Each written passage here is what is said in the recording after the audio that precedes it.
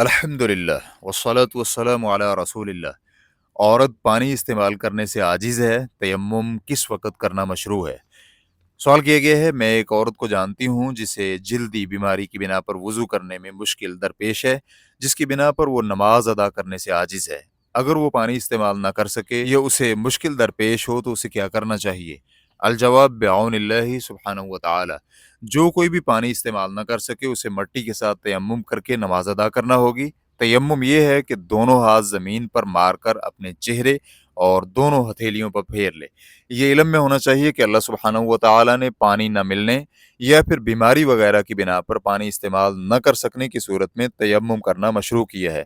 اللہ سبحانہ و تعالی کا فرمان ہے، یا ایھا الذین آمنوا لا تقربوا الصلاة وانتم سکارى حتى تعلموا ما تقولون ولا جنبا الا عابري سبيل حتى تغتسلوا وان كنتم مرضى او على سفر او جاء احد منكم من الغائط او لامستم النساء فلم تجدوا ماء فتيمموا صعيدا طيبا فامسحوا بوجوهكم وايديكم ان الله كان عفوا غفورا۔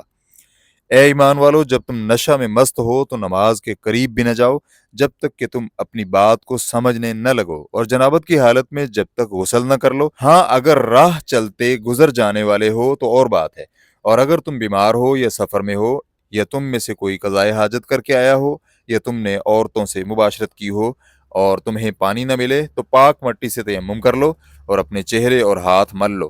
بے شک اللہ تعالیٰ معاف کرنے والا اور بخشنے والا ہے۔ سورۃ النساء آیت نمبر 43۔